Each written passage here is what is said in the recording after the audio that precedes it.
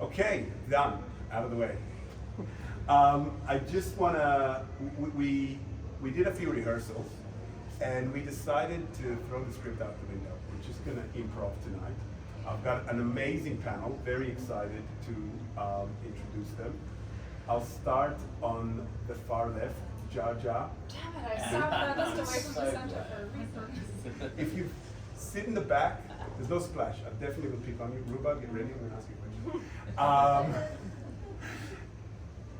Jaja and I met almost a year ago, I think. Yeah, I think so. And she's at SY Partners. She's a partner there, and I think it was kind of like a very immediate connection. The work that they do, I have heard of SY Partners before we met, and just her own life experiences that she will share with you. I think all the panelists have very interesting experiences. It wasn't just randomly that we picked them. And really excited to have you. You want to maybe just share a few words about your background, what you do, how it relates to our topic? Let me try. Thanks, Jonathan. Thank you, everyone. It's really great to be here. Lovely way to spend a Thursday evening. I'm Jaja. SY Partners is a boutique consulting firm. Grew out of Kiki Yamashita, who's a speechwriter with Steve Jobs, and has a very deep design DNA. And we work with leaders during times of great change to envision transformation, design the organization culture, work on the broad strategy, and make that happen over time. And then for me personally, I'm Chinese. I grew up in China in the 80s, but then moved to the UK in the 90s. I've worked in the US, Argentina, France, Canada, and Middle East was brand new to me. And from about before the pandemic, SYP at that time was starting to work on the Zayed International Airport guest experience and the expo storytelling. And so those were really interesting projects. And then I'd gone off then to do some luxury marketing, came back and learned more about the pace of UAE projects and really wanted to be on the ground because you go from strategy to buildings and people in a couple of years, and that's super exciting. So, and then all the cultures, which we'll talk about. Great, thank you. In the middle we have Maryam Hassani, hopefully I pronounced it right, who is CEO and co-founder at Zealous, as well as head of Trends and Innovation at the Abu Dhabi Early Childhood Authority. Can you just share a few words about Zealous? What is Zealous, and your work and your story, your background? Yeah, sure. So, hello everyone. I mean, just personally, I think I wear a few hats, and I think that's just the nature of me being curious and wanting to explore things by building and trying. So maybe just a bit of context around how I ended up government and also in the startup world. Is that I'm really interested in just seeing how the space is evolving here in the region, here in the MENA, especially in the age of AI. Things are evolving so rapidly. I always felt like I wanted to kind of be in the middle of it, and I feel like wearing different hats brings a new perspective and a valuable perspective. I'm able to have the policy, government hat, and also designing programs and working hands-on with startups, and also being a startup founder myself. I feel like that gives me a really interesting vantage point on what's going on and how I can be most useful and valuable. So yeah, that's just a bit of my background around it. And what Zealous is it's evolved quite a bit, as you can imagine. Iteration process. It's fun but quite brutal when you're at the mercy of your users, your customers. They really are not shy. I mean, if they don't tell you in words, they'll tell you by in action if they're using your product or not. That's sort of something that a learning experience for me. So it actually evolved quite a bit. It started off as in the professional networking space. In fact, like I wanted to kind of create a platform for people in the MENA region, in the UAE, and the wider region, in the technology space to kind of leverage their serendipitous type of meetings that could happen just given how transit the country is. An amazing opportunities from all the people that just come for events and so on. I thought, why not make it more intentional and use AI to be able to do that. And in its most recent form, we've actually evolved quite a bit, and now we're in the AI code generation and testing space. Yeah, we did kind of do the 180, but what we're doing now is essentially we built kind of a B2B SaaS product that allows you to leverage AI to test web applications. So instead of hiring a QA engineer or a tester to mindlessly test every button and make sure the sequences work, you can have an AI do it, and it doesn't complain, and it doesn't like have to cost that much, especially if you're a similar company. You can have access to all those opportunities and resources without having to raise money and so on. So like this is kind of like a long-winded answer, but I hope hopefully that provided some context as to why I'm interested and why I've chosen this interesting career path. Awesome. And Matthew Townsend, is Matt okay? It's Matt, please. It's Matt? Yeah. Okay. Yeah, Matthew on my passport, Who, like myself, spent around 20 years in Australia and comes from a background that's creative, but of, I don't know, the last 10 years or so, right? Being a lot more into service, design, strategy, research, and product design all around. Currently working at Aldar, Senior Vice President of Creative Design and Delivery. Yeah, quite And can you share a little bit about your background, your role, and your thoughts on? Absolutely, yeah. So, been a designer for 25 years. I come from an advertising and branding background, so originally branding is where I started. Been in product design for about 12 years now, so eventually moved into digital. What we're doing here at Aldar, like the whole reason why I'm in this region, one of the exciting reasons why this area I think is definitely one of the most vibrant areas for tech, product design especially. We are on a massive transformation at Aldar, so I don't know if you know this, Aldar is a group of businesses, so it's not just real estate, we've got education, we've got retail, we've got hospitality, and we are creating digital experiences for each of those business verticals. So mammoth task. I can't believe where we've got to in a short amount of time that we've got, but again, testament to this region, this culture that we find ourselves in, just the vision of people that we're working with and the desire for change and the speed at which we're doing it here is breathtaking. So it's amazing to be here. I've been here for a year and a half. Was in Australia for, as Jonathan mentioned, for 19 years. Worked in a range of different industries. So I've been in, typically I've been on the vendor side, mostly in agencies, but I've had banks, financial organisations as clients, real estate, a lot in the education space, but mostly higher education. A lot of innovation, and I've launched, or been part of launching a lot of different products. So had a really varied and really exciting career so far. And I think, again, the space I'm in, because of the advertising and branding background, it's not just designing a product, it's also bringing it to market. So you rely on all of those skills, and a role of many hats is definitely I think it's helped here, especially.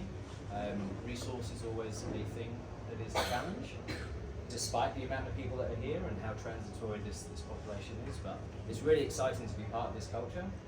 I feel, again, Abu Dhabi is growing the way it is, and the culture, the design culture here, I think we're all part of it now, and we've got a long way to go, but it's exciting to be part of it. Yeah, and it's amazing to see that change. And I think the meetup is a really nice way to look at that change. So when the meetup started, you couldn't get a room full of people like this to talk about this. I know, because I tried, and I recruited and tried everything I know, and eventually I had to go to Dubai, and I was regularly going to Dubai. And it's, while we can look at some ways, and I think that's also reflective of a culture of anywhere, and maybe look at things from a negative point of view, we don't look at the speed, as you mentioned, and how even, when I left, for example, in 2015 to return to Australia, service design, don't think it was heard of.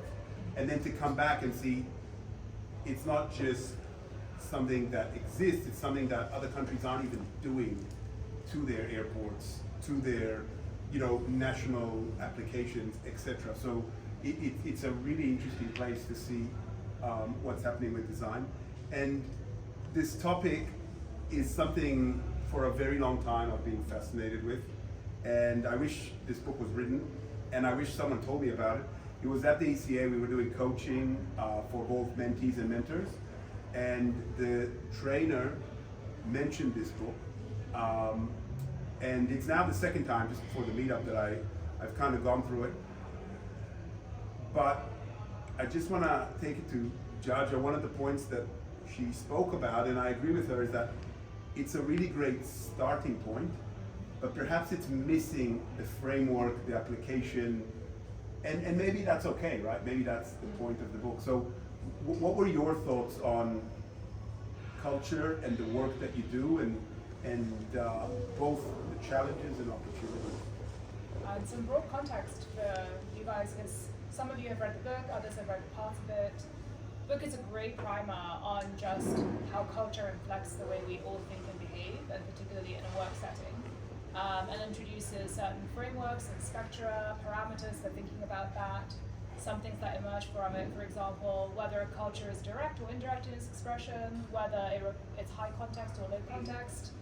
The stereotype is that Western cultures are more direct and low context, so clarity and just nothing in between is prioritized. And then other cultures are a little bit more indirect. There's a lot of unspoken signs, all of those.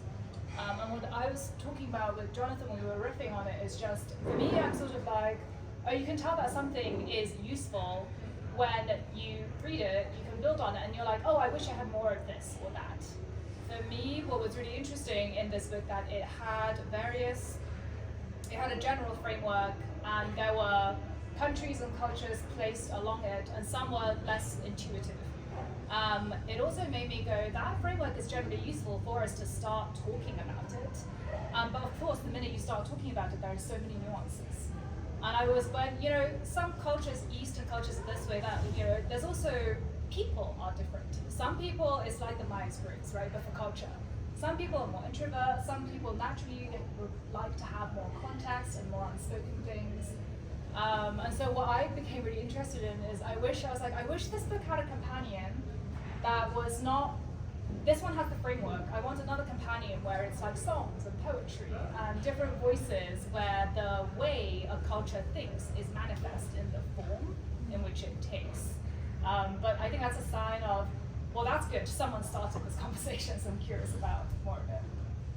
But that was my immediate takeaway of the book, that it's a great starting point, and I'm really curious to see how people think about it and the degrees to which it applies in their lives, and where you're like, I need more than this. When I started reading it, I immediately tried to identify which side of the coin I fell on, but then as soon as you spend longer than 10 minutes, it's like, it's not as clear cut as that. It makes suggestions about countries that follow certain cultural characteristics, but again, they blur everywhere. And it was quite fun actually trying to discern and diagnose the groups of people who I work with, where they fall, and where I fall into that as well. Yeah, I thought it was interesting that obviously they related it to countries. And I thought about in our own context in the UAE and we're in Dubai, specifically how multicultural it is. I wondered how I myself, adapted to different cultures. Well, I remember that when I was younger, I don't think we ever thought that we're surrounded by so many cultures. I mean, I think it was only when we were older that we realized it's quite significant that Dubai has this many cultures. It's atypical to other cities, and I wondered how that would have affected the way I grew up, or the way that I am now in my career, in the professional life. So yeah, I think that kind of played that question kind of played in my mind, and I thought to myself, okay, maybe it influenced both how I act in a professional setting, but also how I perceive others, right? So having kind of like a primer before interacting with a certain culture, it's almost like you adapt to it in a chameleon type of way. And I think that's really special in the UAE, where in the spirit of openness and wanting to have a sort of synergy with the different cultures and really tapping into the diversity that the ideas and the influences bring, you sort of find a way to kind of play on those things. And I don't think it's like a set rule, right? That you're not always the same, across your career, but definitely also related to Yeah, I definitely agree, and I think that's why, I mean, like Peter, for example, if he says to me, oh, I need a designer for such and such, do you know anyone looking? It's so important, you hear from not just Peter, but other recruiters, they need local or regional experience. Because that adaptation that I think a lot of us have once we're here for long enough, it becomes really that other culture. That is your, let's say, expat UAE culture, that if you don't have it, some people I've seen just not survive. They could be the best designer or the best whatever in the world, but they're not as easily adaptable to other cultures. And one of the things I read about, I did a little bit of a project on, have people heard of third culture kids? Yes. What's a third culture kid? Kids have grown up in a lot of different races, so they don't necessarily identify with any one culture, something like that. Yeah, they form a third culture. So when you've spent a considerable amount of your childhood in a culture that's different to your parents, you form this third culture. And what it means, it's got its pros and cons. It does mean though, like you're saying, Maryam, or you could say a lot of the people here have become even third culture adults. It means you are more resilient and you also are more adaptable. So it's not so difficult to move to other countries. Like in Australia, for example, people thought we were crazy. Like, why are you going to the UAE? Like, everything's great. The sun's shining. Front page of the newspaper is cricket. Like, why would you leave this? You know, there's no, poverty, violence. But having that third culture upbringing means that this was not enough. We were missing this, like some of the challenges we were talking about around the transient environment also makes it a very exciting environment. I think I'm going to find it equally as jarring going back to that kind of culture again. Just because there's an expectation here, and I think you're quite lucky in that, having grown up here, you probably didn't realise it as you just said there, but there's an expectation that you're just going to work it out, that everyone's going to work it out. And there are those, as you said, that probably can't hack it and have to leave, but it's just been this general feeling of, okay, we're just gonna figure it out between us and just roll with it. I haven't seen anyone fall by. Actually, no, I have seen a couple of Aussies in particular that have been out here no longer than 3 months and had to go back. And they've moved their entire family out here and then just disappeared. So I have seen it happen firsthand, and I won't lie, it was tough when I first came here, but I had a few other challenges. Had a baby when I first arrived, so it was adapting to the culture as well as adapting to the work culture. How do you describe the culture? Do you mean within a multicultural organization or just? I mean, there's differences between Abu Dhabi and Dubai as well. So multicultural organisations I work for. I should say my background has been, I think I may have mentioned this, more on the vendor side. So I've never been in a corporate environment. This is the most corporate I have ever been involved in. So Aldar obviously has been established for a while. Kind of government, but not quite government. Was government. So there's a lot of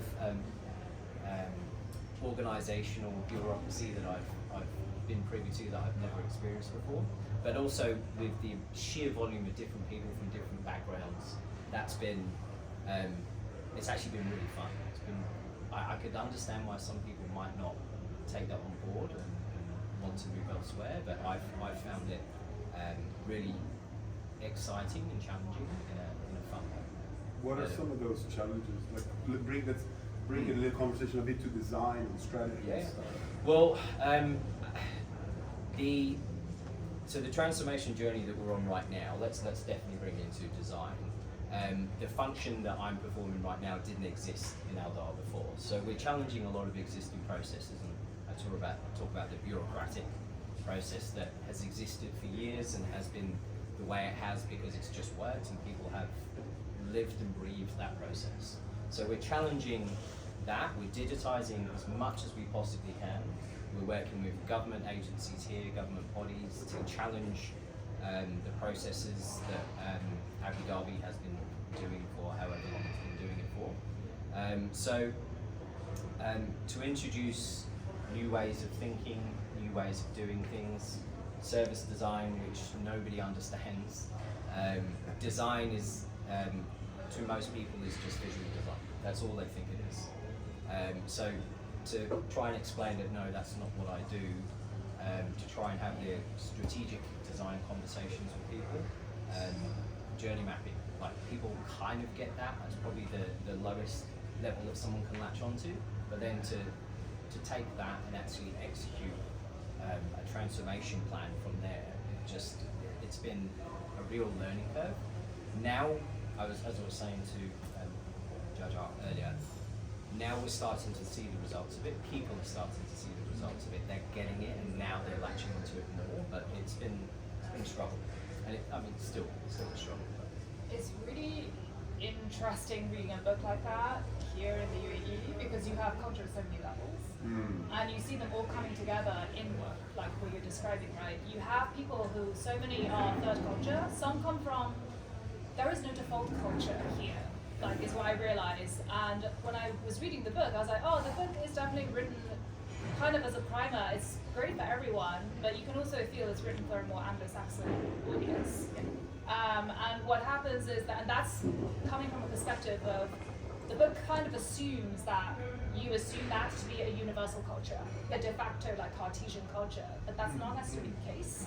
And in the work we've been doing in the UAE, which ranges from education vision to working with ECA and thinking about childhood, and thinking about the future of various things, what's been interesting for me, I've been here 3 years, is that the entire region has grown so fast, and there is an exportation of global corporate culture from particularly the US to the rest of the world.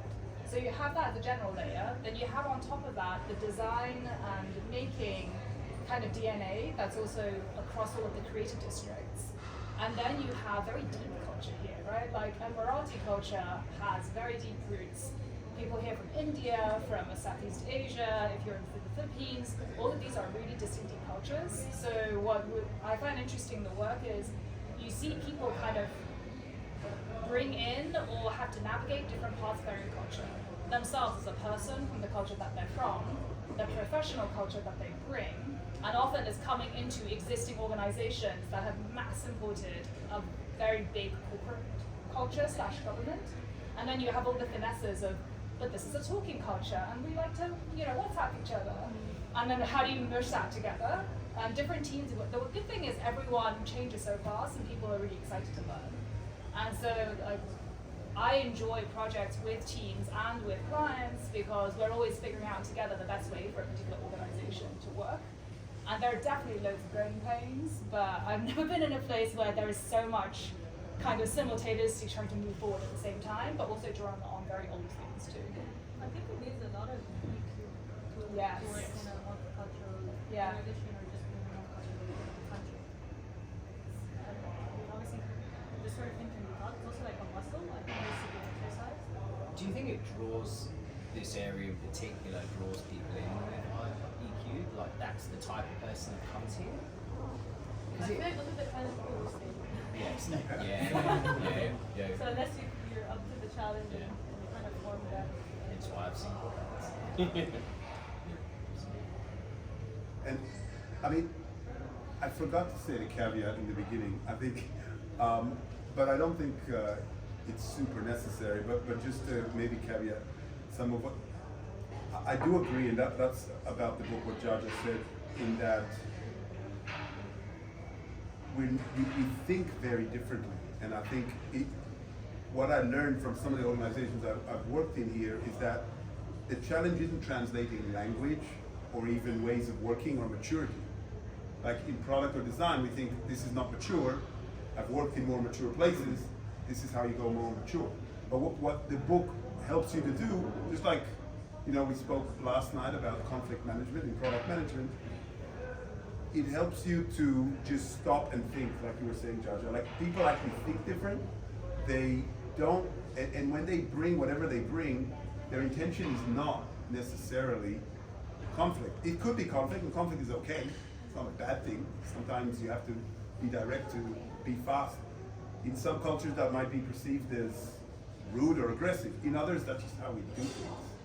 So it's also about just applying human-centered design in listening more than talking. I love the examples you said in the book about, I think it was in China, the mother had said, you have 2 ears and 1 mouth for a reason. So you do more listening. And putting your researcher hat on, let's listen, like we said, like Maryam was saying, let's create a strategy for how I'm going to interact with this culture, because I can't apply the same interaction to every person I work with, because it's not going to work. We're just going to be frustrated. So let's take a moment and also understand the organizations or the teams that we're working with before we just bulldoze our way of doing the same way every way, and there's the perfect design way or the perfect product way. There is no perfect. Does anyone want to share? Yes, in the audience? So Thoughts? when I was reading through the book, a lot of the time, like you were saying, and it introduces the framework and these scales and things, and a lot of the time I was thinking, the answer is human centred design. This is how you get that contextualisation and make sure you're designing the right thing for the right people, with the right people, and in the right way. And I work in, well, higher education, and when we're doing our design work, we use that human-centred design process to make sure we're working. Some of the academics I've worked with, they're very shy, and I've worked with academics from all over the world, and we just make things very transparent for them, and we encourage metacognition for the students, but also for the team members. So thinking about how we are thinking, and really focusing on, what problem are we trying to solve, and then, like Jonathan said, if you're using the human-centred design techniques, you naturally contextualise, and if you're having that ongoing dialogue and things are very clear, then you are creating a suitable environment that takes on board people coming from different cultures. And one of the approaches that we used at Coventry University was basically agreeing the terms of how we have the meeting, so getting really sort of going very meta about, okay, before you even start the project, meeting, getting to know people, and then working out, okay, how are we going, it's almost like design for the design. What is our meeting pattern going to look like? Is this suitable for everyone? How are we expecting people to contribute? Is it going to be asynchronously or synchronously? So sometimes when I was working on a big project with academics, they were much more comfortable contributing asynchronously. They wanted to know what was expected of them, go away, work on it, and feed it back. So we adapted our design accordingly, and we actually used this book in one of the courses that I developed, which was about leadership in a cross-cultural context. You're triggering very sort of stressful memories of me in a good way. Ooh. It's the same thing with the meta thinking. Yeah. So we come across that a lot in terms of what's the conversation that you're trying to get people to have, and what's the thinking patterns you want them to have in order to solve a problem together. And this was many years ago. I was in New York at SYP, and we were working with IBM's marketing division and with the SVP, and having a meeting with his team. And you just knew that if you went in with anything that resembled a classic deck or document, it's going to be picked apart, because that's how management, business people, and the school system trains you to think. You're like, I'm going to evaluate this, I don't like this bullet point, I don't like this, and we went, no, we need to get them into a mode where it's very easy to pick something apart. No one's ever going to like your words. It's much harder when you actually have to give an alternative or generate, right? So we literally were strategizing and went in and we told them, you can't respond. We're going to talk through these things. Every time you want to correct something or think that something's off, then write the alternative down on a sticky note. Sticky note's very baby looking, but write it down on a post-it note, and then there were much fewer critiques, because they actually had to think about, I'm criticizing this, or I have an issue with this, but what do I do to generate and fill that place? And that was what we were trying to go from an evaluative, assessment-driven sort of psyche to a much more design and making driven space, which can be very scary for people because you have to fill something blank. the physicality of the process of writing on a post-it Yes. note, right? I mean, that's why we love doing it as designers. It's one of the best things, as I was saying to Jada earlier. I don't have physical space anymore. I'm in the office, but I don't have a wall to stick stuff on and draw and get people to stand around, and that's where you get the energy and the vibrancy. You're not allowed to do Brilliant. it. We don't have it in the space right now. We have a new space that's being built. So ask in 2 months' time. Fingers crossed. You can come visit us. We do plus. You've got invitations to visit lots of places now. Well, you should come This is visit great. us. Yeah. Anyone else want to invite you? You need to use Myra. That one. Yeah, we do. Miro is You know, also Miro nice. and So Fit it's Jam, so good. but it's just something special about drawing on a wall. There really is. I Like agree. on a poster. Yeah. Bill, what about product building and applying culture? Have you, in your experience of building products and being here for a while, have you seen, did you change things based on culture, or you just, this is the product way and we will push it regardless? I mean, I've been sort of listening. It's fascinating hearing your guys' views. I mean, I've been here 5 years. I haven't read the book, so if I go off, please don't shoot me. But like when you guys were all talking, for me it was just sounding like change.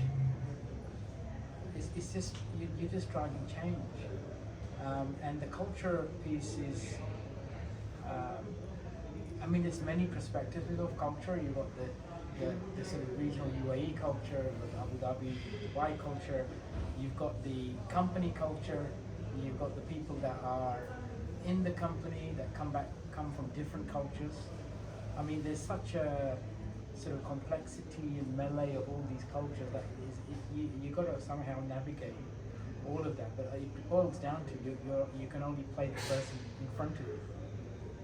Right, so like if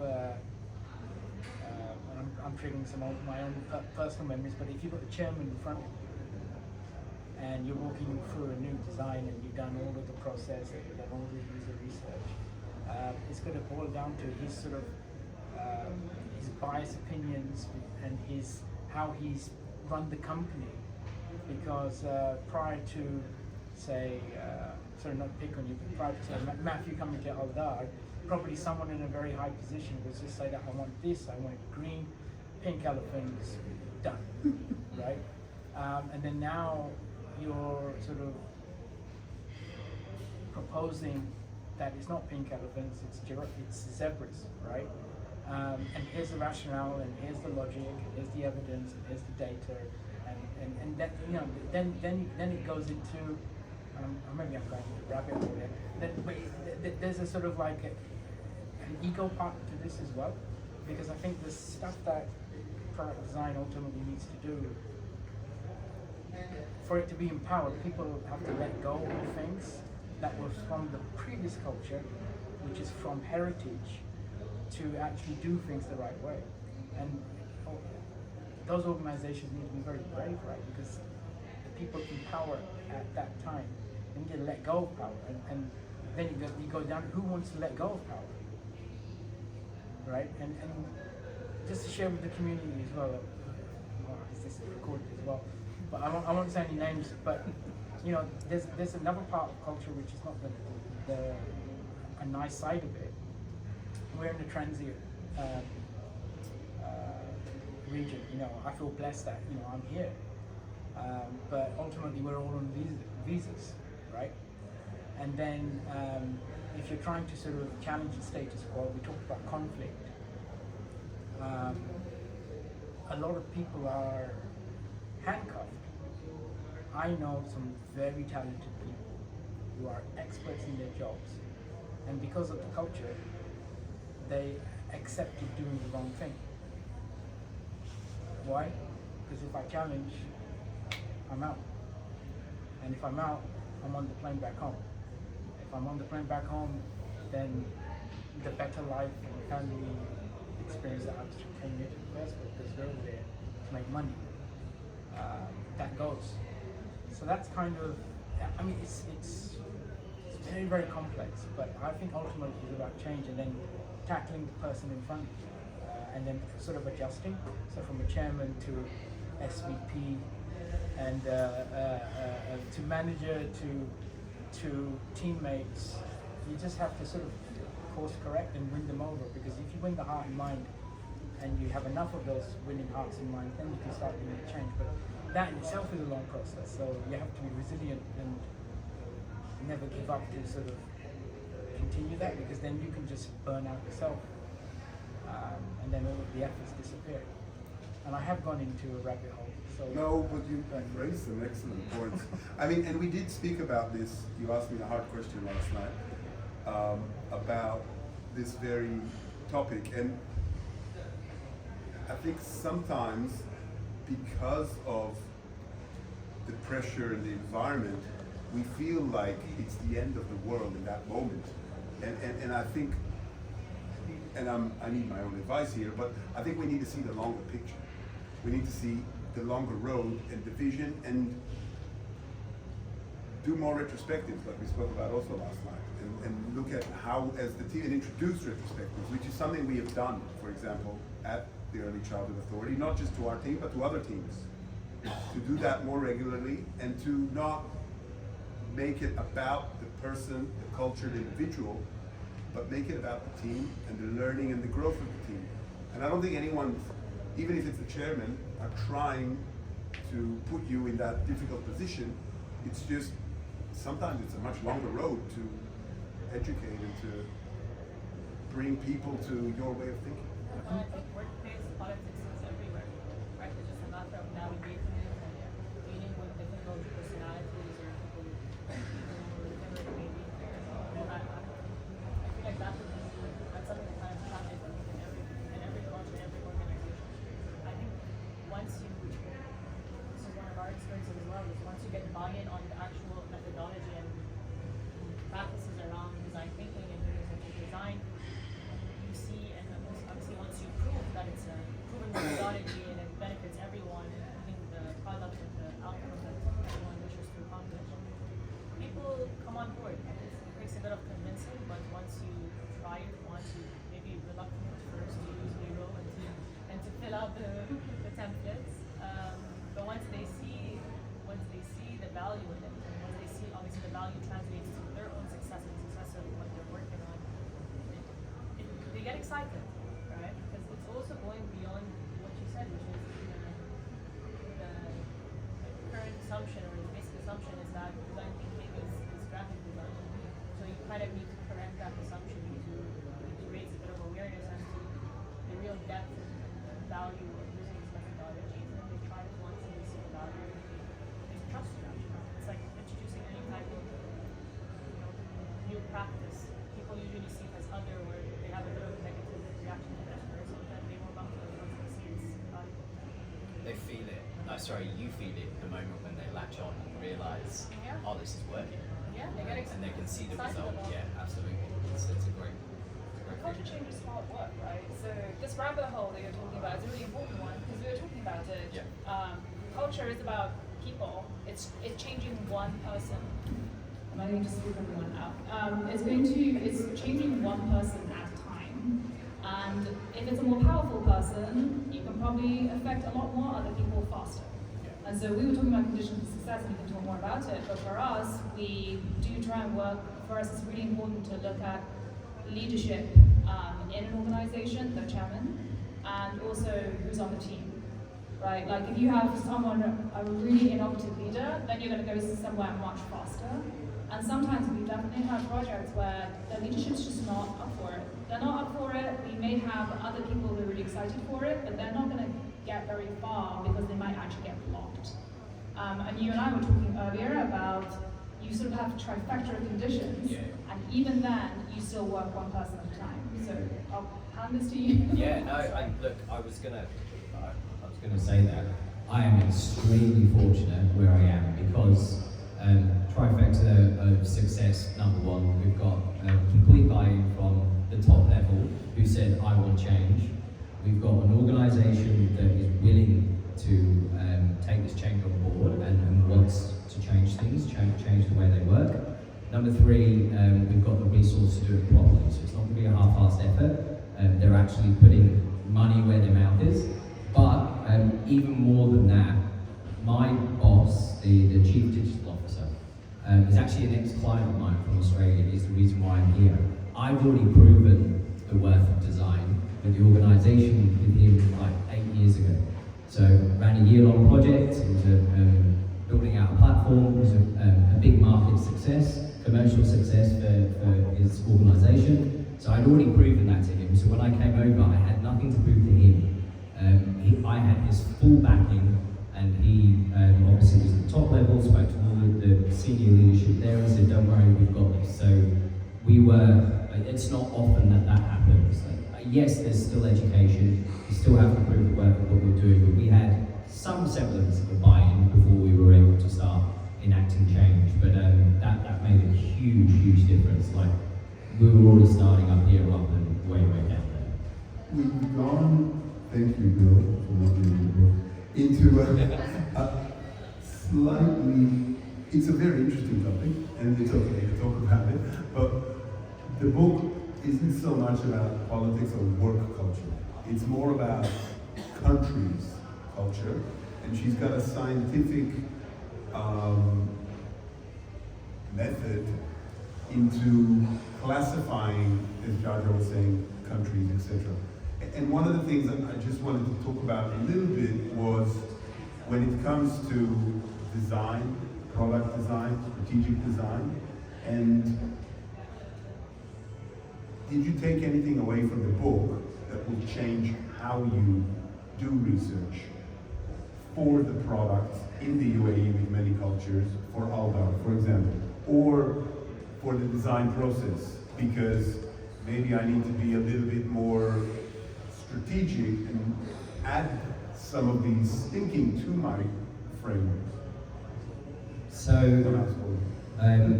probably picking up a little bit on what Jaja was saying before, I wish, actually what you said as well, I wish I had this book 10 years ago. My biggest learning curve was actually I ran an overseas team. So I was in Sydney, but my team was in Indonesia.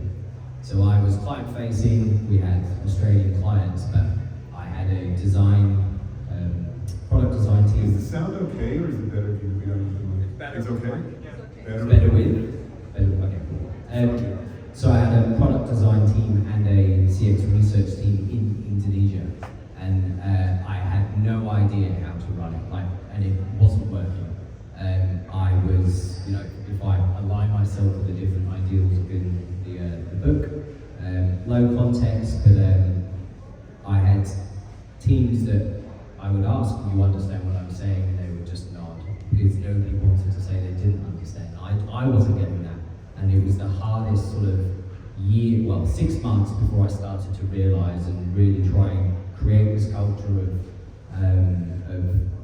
open discussion and open thinking, and me encouraging them to give their opinions. But if I'd had this book, it would have been completely different. So my learning to get here, not that this isn't relevant, but a lot of this I've already experienced. So I don't think this is going to change the way I work, but it's nice sort of to read about it, that other people have experienced what I've experienced to get here. And not to say that I know everything, but it's you're always negotiating, you're always having to work with people, and you're just having to figure it out. But I feel like I'm resilient enough. I mean, the reason why I'm enjoying it and being here is because that's just part of the job. I like that aspect.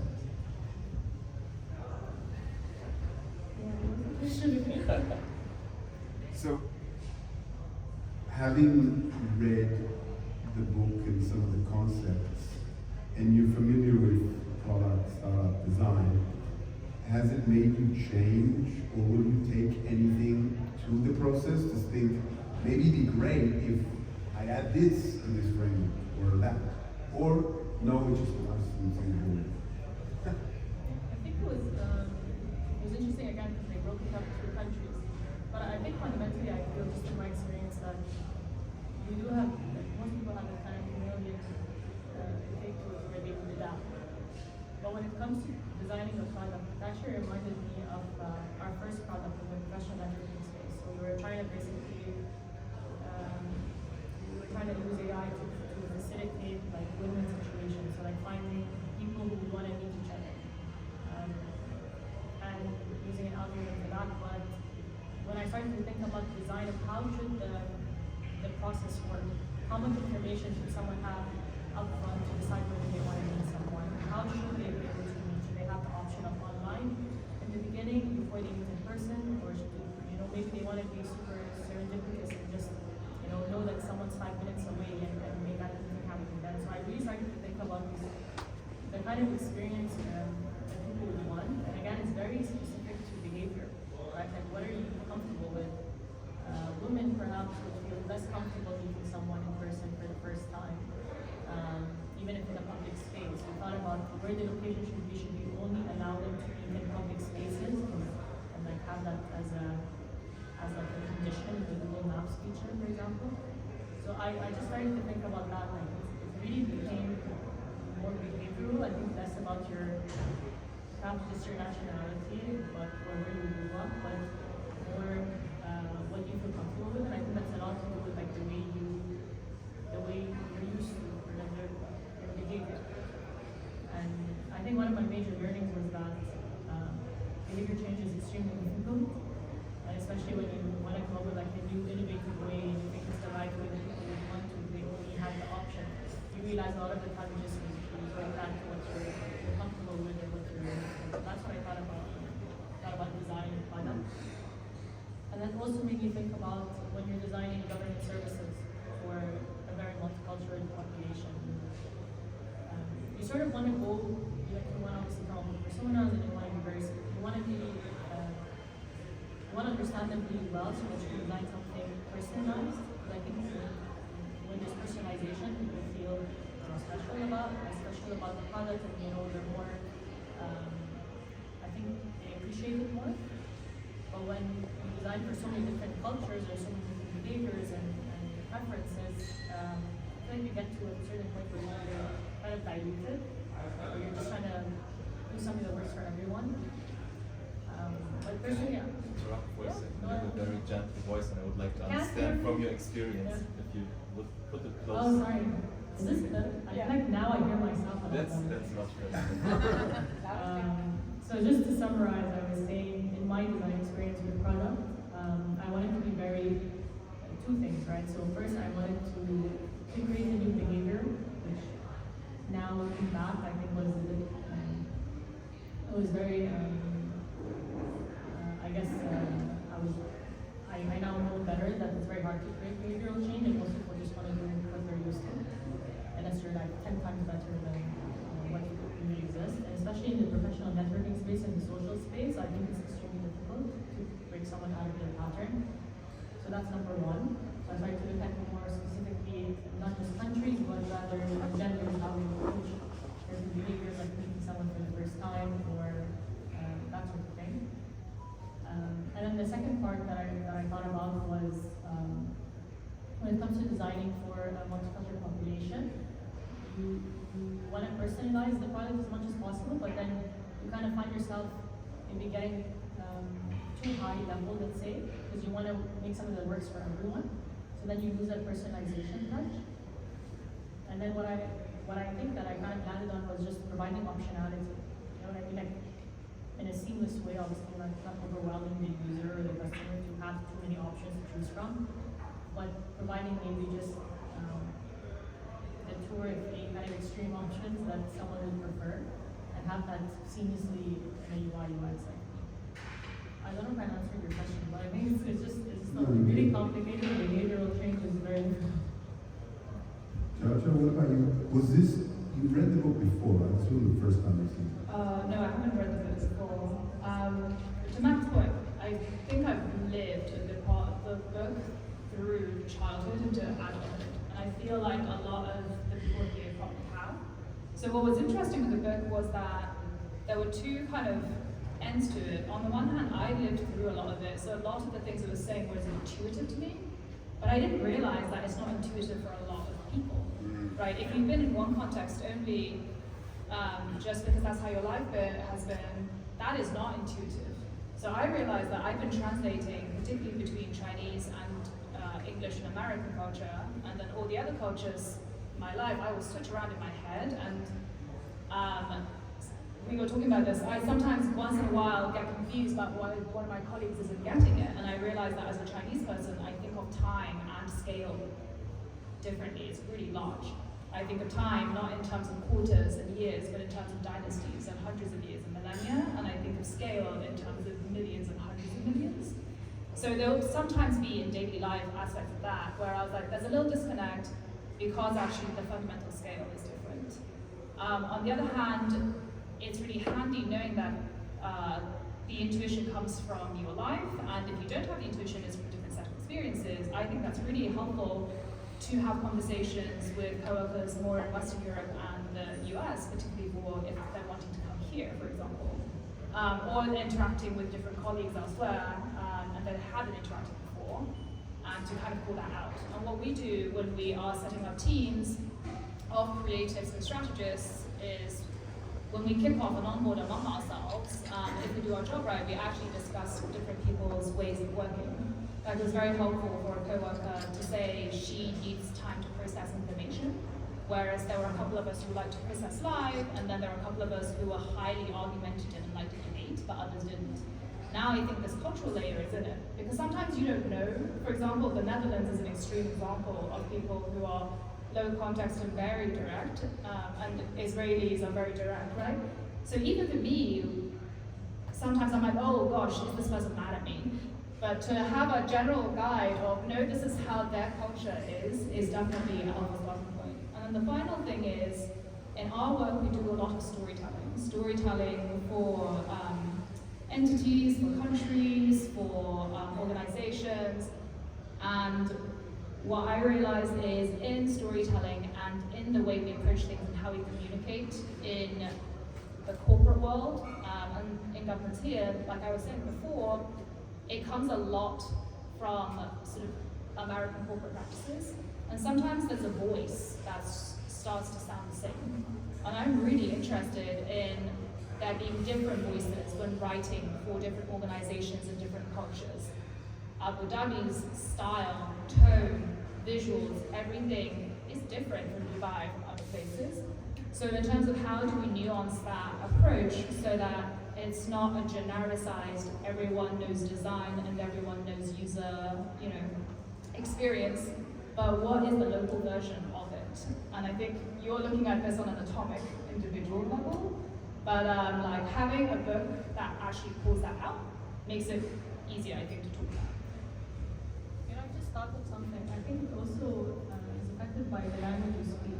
Yes. Like when you're in a meeting and you're speaking your native language or you're speaking English, I think when you speak English, you kind of become American. Yeah. You westernize the way that you think, even, the way that you're conducting the meeting. So I think that's quite interesting, especially because in multicultural cities or organizations, you usually revert to English and understand in English and write English. So yeah, that was it. Can I just respond to you, Maryam? That's such a salient point, because when we write strategic documents, whether you're talking about the vision, the mission, or the values of an organization, that's written in English, and we're doing the Arabic version of it. And I've been in workshops where we're trying to do the Chinese version of it, and I found it really strange seeing the values translated into Chinese. And I know that works in the current Chinese corporate culture, but I'm literally like, that's just a transplant of American corporate culture onto contemporary Chinese corporate culture. And if you were really going to dig into the language, you would actually use a completely different language. But it's just been grafted on because the country is developing across. So I really find that point very fascinating. Yes. So my question is, looking at languages, behavioral traits, and stuff like this, but how does design change the culture when you're looking at children? Because young teenagers, their behaviors, they are changing on almost a daily basis, right? Especially in the multicultural environment like the UAE. You work with the shelter authorities, so I'm sure you've done some research maybe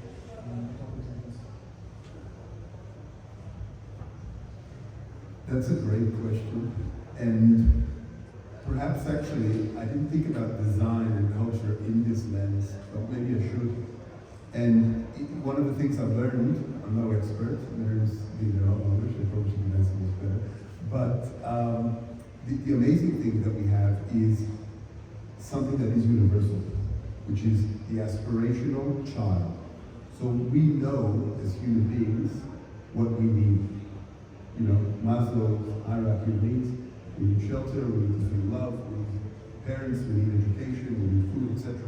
And our target at the ECA is that every single child in Abu Dhabi, regardless where they're from, has all of this as part of their environment, their life. So it comes from their family, their education they have, things outside, the gaps. We look for gaps between education and family and introducing new things that don't exist anywhere in the world to Abu Dhabi, doing really interesting work. Some of it I think is with yourself, Jaja, maybe. But the point is, just to bring it back to the book a little bit, I think it's a real tough balance. It's something we're looking at now when you look at the whole UAE and like the point you were making with your product. And I had the same challenge when I worked at Property Finder. Do you create a Google and a vanilla for everybody? Or do you localize? And if you localize, it's going to be expensive. You're going to need more research, more design, more upkeep of many versions of the product. Where is the balance? How much research is too much research, not for the sake of it? How much design is too much design? And I think what we should do, and I never thought about this way to be asked this question, so thank you, is actually think of what is our value that we're trying to bring to the citizen, to the user, the customer, and how do we reach that value? Now, obviously that might change from culture to culture, but ultimately their core job or what they're trying to do is the same. It's human, right? So maybe finding that balance is an anchor to how much do we localize or not, but still we might need to do some localization. I'm not saying don't localize. Right? Hopefully I answered the question. Maryam, did you have any thoughts or any on that question? I think you covered the point about, I was going to refer to the aspirational child as well. I think we're at a very unique position as the early childhood authorities because our mandate isn't just to minority children, it's all children in an environment that's very multicultural. So like you said, it's about translating what does any child anywhere need to feel safe, confident, and have everything they need to meet their full potential as an adult. So we do have segments on like culture and their identity, but I feel like it's just wide enough that it's different for anyone. So having a strong culture, having a strong value system that essentially positions you in the way where you can contribute to a very multicultural society, and respect other cultures and be part of this larger movement or vision within the country is really the kind of citizen of the generation that we're hoping to use. I did want to just, sorry, before I go to that, I did want to answer my own question that I asked all of you with, in terms of, has anything changed? And I do agree that, yes, I've lived some of these things, and it's nice and interesting. But what has changed, I think, is what some of you also discussed, was that awareness. And especially working in government, something that I've slowly, I've been here for a long time, but this is my almost 1 year now in government.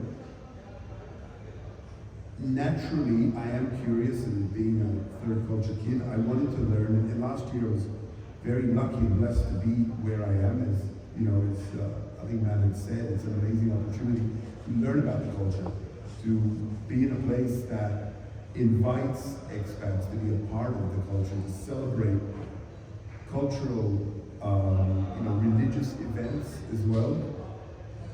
But having read the book, it also makes you aware of how people interact. And I've been, again, listening, in the drive as you do the second time. I think it's really interesting. Even like one of my cultures is Brazil. And they talk about an example between the US and Brazil where Meaning US is very transactional. One of the things they talk about is very much task-based, right? Like it's just a transaction. Like an American sitting on a plane with someone from Russia, and the Russian opened up to them, which is very unusual for someone from Russia. And at the end of the flight, the American said, "Okay, see you later." And the Russian thought, "I've just made a friend for life here. What do you mean see you later? That's rude." Because when I want to go to Sasha, I did ask her to represent Russia. And the Brazilians is the same. Like the Brazilians had a terrible experience with the Americans because they sent a delegation and there wasn't enough lunch and eating and drinking and socializing. And to the Brazilians, like I don't know if it was Japan or China, maybe both, that social interaction is really, really important to build trust. It's not just about American style transaction. And I don't know about UK, but Australia I think tends to maybe not be as task-based as the US, but it's still a lot more task-based. You're not necessarily best friends with the people you work with. You might have a beer with them on the Friday, but that's pretty much it when it comes to really socializing. And I think, again, being aware of some of these things does help you to navigate just how to communicate. And also, you don't have to go straight to the point when you meet someone. Ask them about their weekend, their child. Like we do work, and we bring our kids to work. We have a day where I wish they had that in every place in the country, maybe not even once a year. It's pretty amazing to bring everyone who has a child who wants to, brings their child into the office for a whole day. And that really breaks down silos between people. You get to speak to them, see them differently. And that helps you to be human and not just focus on what that task is. Yes, we haven't spoken today, and last week I spoke a lot. Yes, I know, why did no, I don't need it, it's fine. You don't need to speak? I don't know, loud voice. I think this book, what it helped me with is building emotional intelligence. And I think this emotional intelligence is something that helps you in any environment to adapt. I think there's IQ, EQ, and then AQ as well. They call it the adaptability quotient. What is that? That's AQ. basically how flexible you are to adapt to a certain change in environment. So I think we are all here, and this book helps basically to build this EQ. And I think the author saved us time to travel to different parts of the world because it gives a glimpse of what it feels to be there. I have so many thoughts right now, so I'm gonna just start from a very personal experience. It's I have two daughters, and one of them I'm currently thinking to move from the British school system to the international IB school system, where I really value the amount of cultures and nationalities the school has. So why I'm saying that is it helps really to build this emotional intelligence from little child, And I've been here for like maybe 6 or 7 months, but I have a background, like I grew up as a third culture child in Germany with Turkish background and religious culture and Islam basically. And I understand the nuances more and more the more I work here. I work also in consulting. And when you work in consulting, this, it's less egalitarian, it's more hierarchical here, like decision making is top down. And I think you can derive a lot of learnings from some of the concepts which exist here, some based in culture and Islamic concepts, because it is what the culture is made of. For example, you don't criticize publicly. There's a term, there's a type of respect you bring to people to save their face.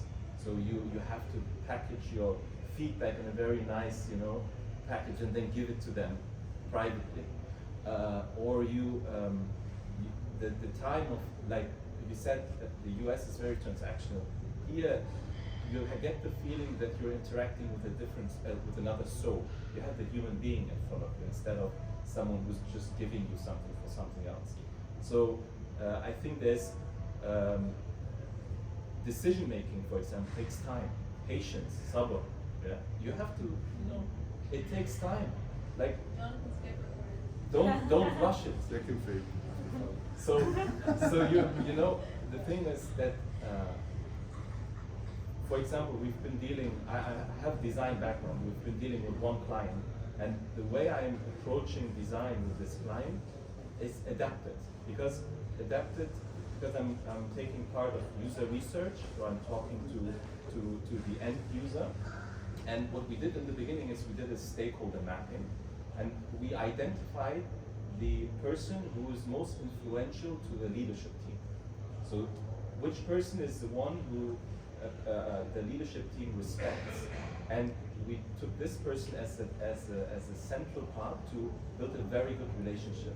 So in this part of the world, there is relationship-based trust building. As you said, you go out with people, you eat, you drink, you laugh. You know, there's a saying in Islam, it's like if you want to get to know someone, you either travel with them or you do trade with them. So travel and trade is a bit difficult, but you do go and you go out and eat with them and talk with them, and this is how you basically make deals as well. So just one part of what I wanted to say. Yes, Erin. I think just to go off that, because you were talking about when you were doing your research piece, and I think everyone's kind of spoken to this to some degree. So is that better? Sometimes I speak too loudly. You have no excuse. You got a big voice. You don't need a microphone. No, it's fine. Tallest man in the room. Hey, what are you doing? So just picking up from what you were saying about research, right? And I think everyone's kind of said a little bit of the snippets, and this is kind of coming back to what I've learned the most out of this book. There's two different areas when you're asking about how does this book influence how you design products. For me, it's been quite helpful. A, when doing research, but more, getting the responses back and analysing how they're actually structured in their words or how they answer certain questions, right? So if I have my Western mindset in mind, like, they're answering it, saying very sharply, or they're not describing well, they might not be interested. No, that's just the way they respond, right? And we've had to set up different demographics and analyse data in a different way based on those kind of responses back.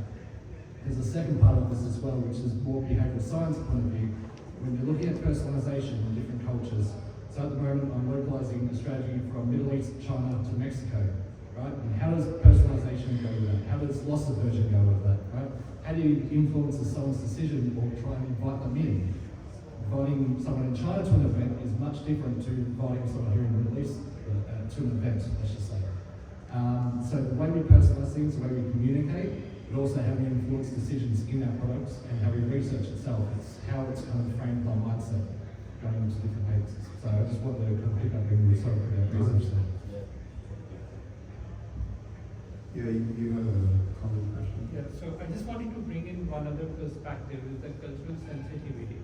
Sorry, I haven't read the book, so I'm not sure if and how That's it okay, I only invited you last night. So basically, I have worked on different products. I developed and delivered across different cultures. So in my experience, what I have found is like it's a bit of an expensive job, both in terms of resources, your investment, and the energy that it takes to deliver. For example, we work for children in Africa, right? Rwanda and Kenya. And then you have to personalize. If you don't localize your content and your application, your product, it is very hard for you to gain customer retention and the engagement, right? Similarly, one case study that I found very interesting in Afghanistan, you might have heard like education is not really accessible to girl children over there, right? So we were approached by some organization where we needed to roll out some technology intervention for large scale intervention that they were planning for Afghanistan. One of the challenges that we found culturally very diverse and resource intensive, how do we localize content? Because you cannot have characters, female characters for example, that are not wearing hijab, or you have some cartoons in there and you're rolling out some content in Afghanistan. So probably, I think localization and personalization both are very important when you are going to deliver a product that is going to be culturally diversified. And it takes a lot of energy, investment, resources for you to build a product that is unified. So So probably in my experience, you have to localize and you have to set up different skeletons with respect to cultural needs. So.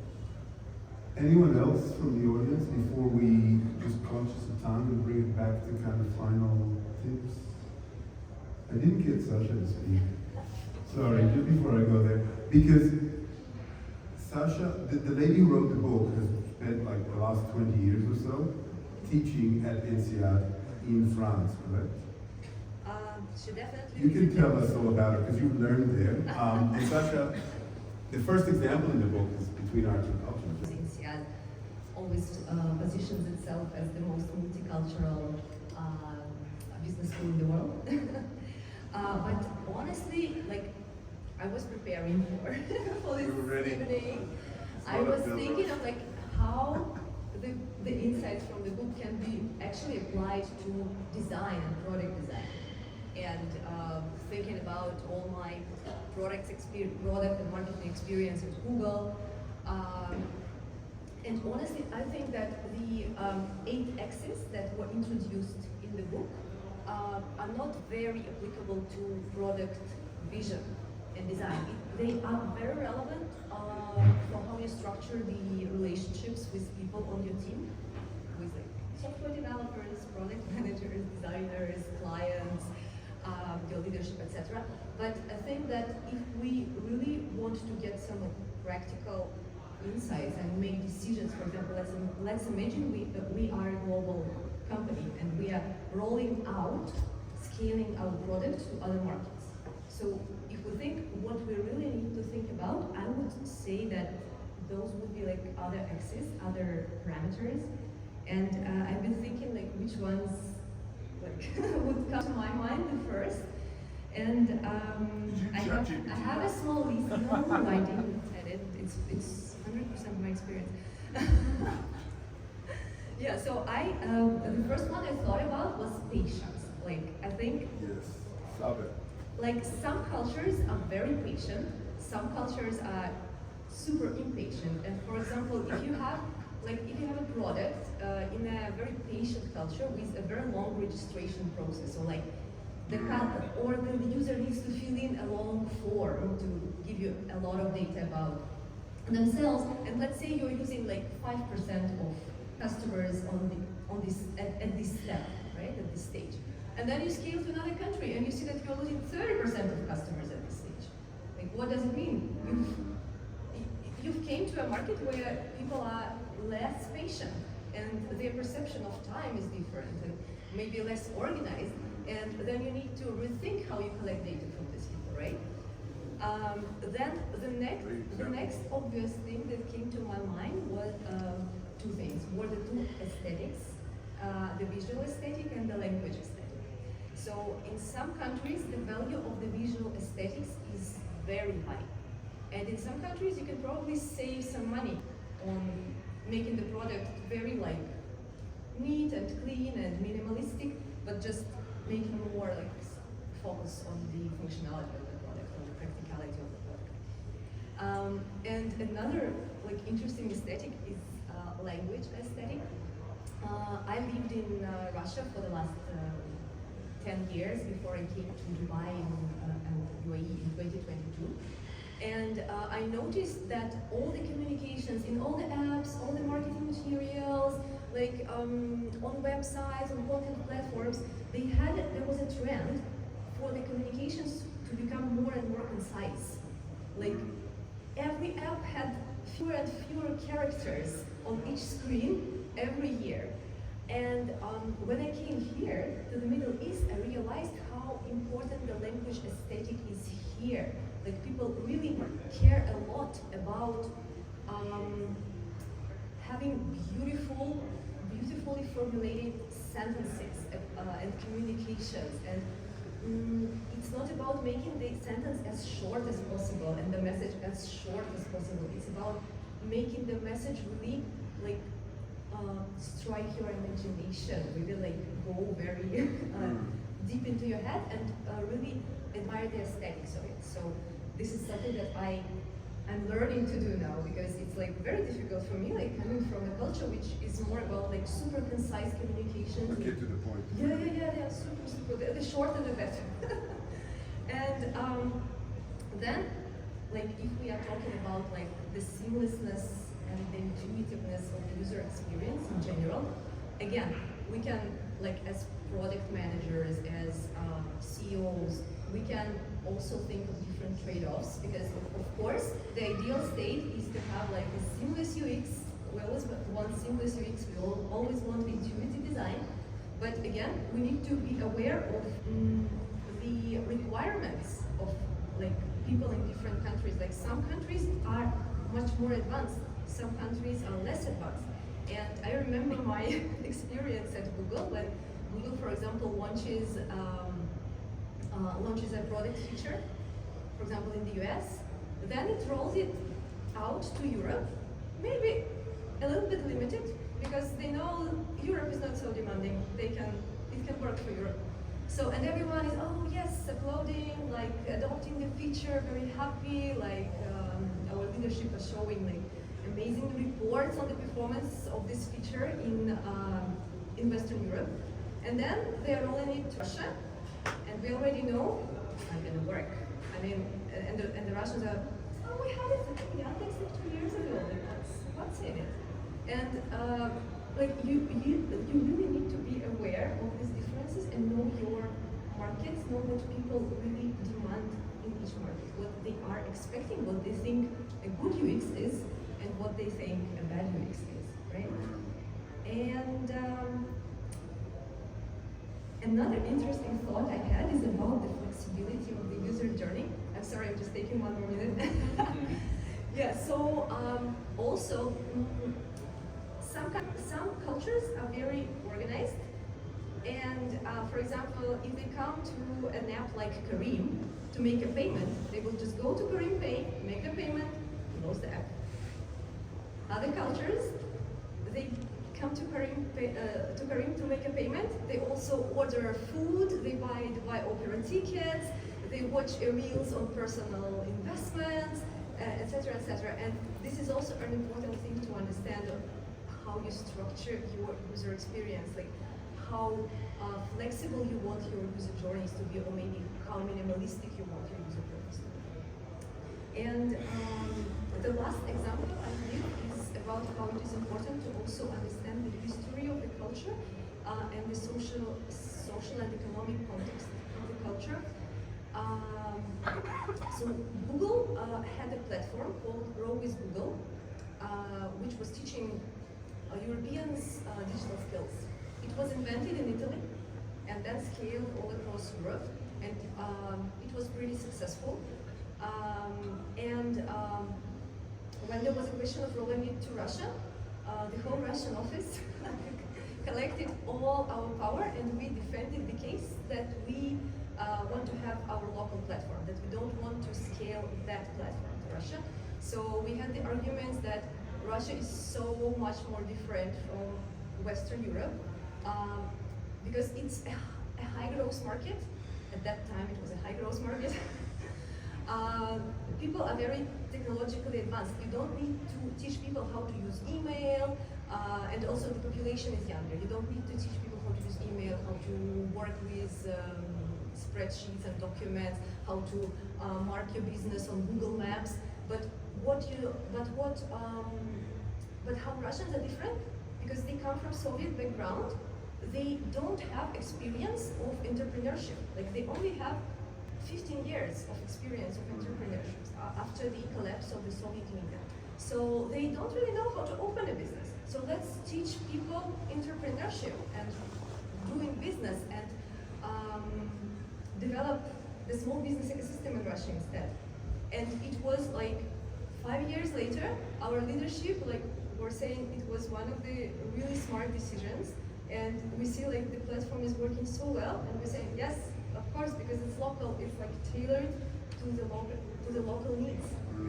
And that's why I truly believe like you really need to be very careful when you're scaling products globally, and you really need to be aware of the user needs, the user's psychology, and also So, final thoughts from our panel. Apologies if you have more questions. We can hang around and do some more network. We always struggle to bring it home. Well, great to meet up. I just want to pick up on something that Sasha said, but it's also been mentioned by the esteemed panelists as well. Just the design of language, something I've noticed that I think is beautiful in Arabic that doesn't translate that well to English. For example, Live Al Dar is like it's the product name that we've propositioned or repositioned, from Al Dar's brand proposition, which is Live Al Dar, but I've heard the translation, or at least the Arabic meaning, is the place where the people flourish. There is this beautiful line that is encapsulated by the English version, which butchers the actual meaning, and it's such a shame because that just doesn't translate. So it was really interesting for me to hear you, both of you, talk about how you're thinking the adoption of the American style is butchering the thinking, where when you think in your potentially native language, it's very different. It's not as linear, potentially. But I've loved hearing some of the translations of what I've been working on in Arabic. I had absolutely no idea that they meant that, or at least that existed. It's much deeper, isn't it? I mean, and it's the same. I love what you said also, just to touch on quickly about language, because you're right. I think maybe because I didn't have the American experience we had, Maryam, I think of it as even Australia, UK, but there's a lot of similarities between those three. I find other languages, even one word is so much richer, and once you translate it, it's lost the essence of that word. It's lost the point. The history is in the word, in the letter, in the language. So, and I'm sure you could say the same thing from English. I'm not here to knock English, right? And vice versa. But losing that, I think sometimes, like you're saying, Sasha, it just turns it into vanilla and kind of McDonald's for everybody. Like, it's so beautiful that we can do better than McDonald's. Final thoughts, Mary? Yeah, I totally agree with the linguistics team. We're at the heart of a lot of the meaning, like how it resonates to you, or the type of, some languages I feel more, I saw you reading into listen. Some language I think has more depth, I think in terms of like different words that can be used in the context of the conversation and so on. I think my parting thoughts on the book and just being around different cultures is truly when you approach a person of a different culture, or you feel that they might have different style than yours, I think it's really just about coming from a sense of, let's say, openness, empathy, and just kindness to the way that they communicate. Just maybe keeping at the core that everyone, as humans, we want to be able to communicate effectively with each other, and I think a lot of it comes down to the way that it's perceived by yourself, or the assumptions that you attach to certain behaviors, and that could be very specific to yourself, right? It's more how you perceive it, and the way that they're acting might not be exactly how they want to come off with. So I think it just makes you a lot more conscious of different people's communication styles, how your own perception plays a role in that. I think just that openness and that becoming more empathy is how people can communicate more effectively.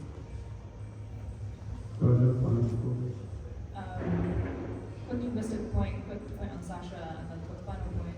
Linguistic point is very true. I think language is a massive filter and shaper of perceptions. So when you're talking about language, Arabic is very rich. Chinese stuff translates horribly into English. Like anytime you read an English article about what some Chinese leader or something said, it always sounds like they're in mega propaganda land. They're actually not, right? They're actually using phrases and characters because each character, every sound has a meaning. So it's very vivid. And so when I hear it in Chinese, it sounds quite eloquent and dense in meaning, and then in English, it just sounds incredibly floral. And so there I'm just like, the English translator is not native in both languages and doesn't come across right. The larger point what Sasha was making about the history of the culture is really important as well, and things like language blend in, Because I'll notice interfaces that I'm used to use the Western alphabet usually, and it's English. That's why it's really interesting when Arabic comes into play and everything is, you have to design it differently, because from very basic things like order, but there's much more finesse to it. And then what I notice is that different cultural histories create physical habits in me. I'm used to Western, simple, short stuff and less information. Chinese websites have so much information because there is an ability to ingest, because the characters are short. It's that density of information that gives me a headache, but apparently Chinese people like it a lot. And then I'm always kidding. I grew up largely in the West, but I would tell people, oh yes, communist China, but it's always been the most materialistic society if you actually do that. They're highly abstractist culture, extremely transactionalist. And then you're on WeChat and the Alibabas and the chat, and it's just everything on there, and it feels very chaotic to me. But there's plenty of people who love to do that. And then for me, the final point, you were talking about how this book is a great primer.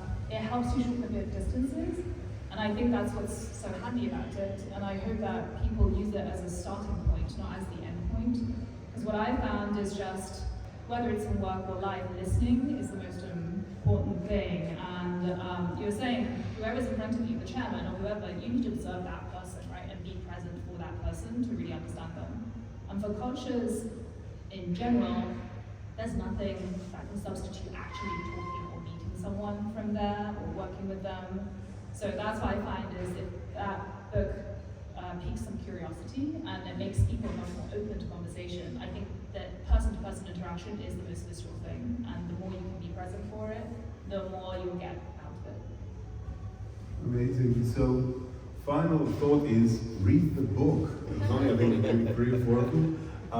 It's available on Audible as well. And Tim, who sadly can't make it, there's a big Abu Dhabi conference event. He's the AI master that I was hoping would be here. He shared a 20-minute, I think, version. I don't know, is it a listening one?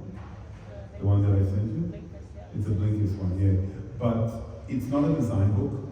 It's very much just some great stories. So really highly recommend it to all of you. Thank you all for coming. You don't have to run away. Apologies if you had your hand up, but I've always told, in terms of the number one bit of feedback from my partner, we need to wrap it up. So thank you everyone, have a great night.